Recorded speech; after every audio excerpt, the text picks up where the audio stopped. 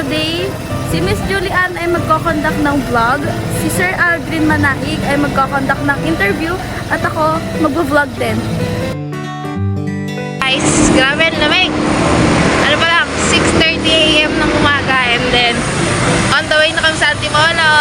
Right now, kita nyo naman makulimlim and sobrang polluted. Shit! Ah! God. Hindi mo na kami makakasaan ako.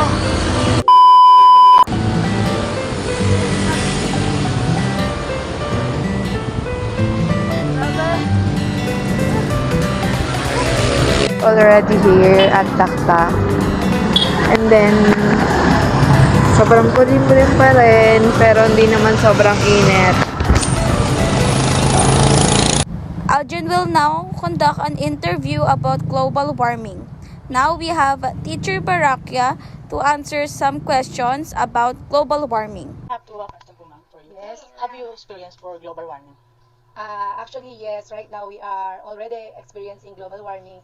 Wherein, di ba, na-experience natin kahit summer ay umuulan, and kahit naman tag-ulan ay nakakaranas din tayo ng matinding init. So that is one effects of global warming. And ano naman po yung way na ginagawa niyo pagka sobrang init na po? Okay, syempre pag sobrang init ay dapat avoid nating lumabas sa kung saan, dahil nga maaari nating ma-experience ng heat stroke at yung iba pang mga sakit kagaya ng sore eyes, mga skin rashes and skin diseases, kasi effect yun ng sobrang init. Thank you for cooperating for our video ma'am. Okay, thank you din. Bye ma'am. Bye. Hi guys, pupunta tayo sa Santa Rosa Bayan ngayon. So nakarating na tayo sa Santa Rosa Bayan. And titignan natin kung maayos ba yung waste management nila. So ako ay naglilibot-libot ng time na yan. As you can see, sobrang init talaga. And I'm just checking the place out.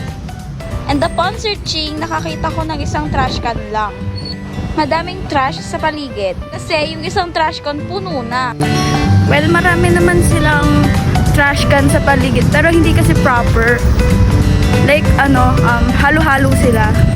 Like this one. Sako lang siya. And this one. Madami sila.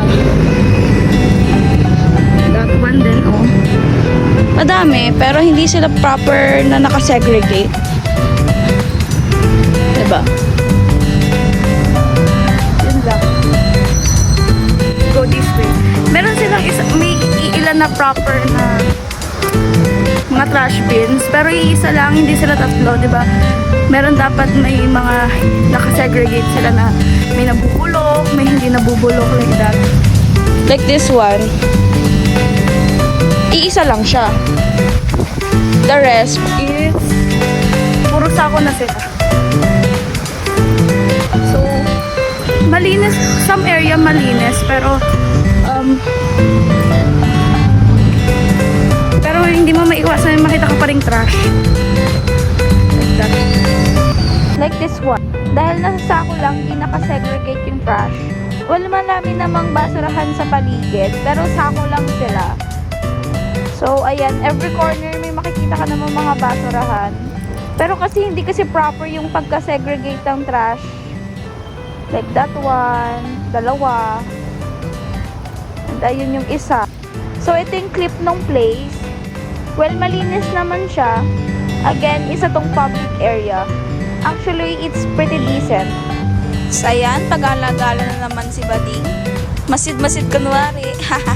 Like, napakainit ng time na yun, super. So, hi guys. As you can see, so, super init ngayon. Like, the humidity is sobra. Wala man lang kahangin-hangin. And ang dami na din natutuyot ng mga damo because sa climate change na nangyayari and global warming. Like, sobrang init. As you can see, look at the damo. Oh, it's already dried out. But here, as you can see, luckily, madaming shade dito na pwede mong pagtambayan na lilim.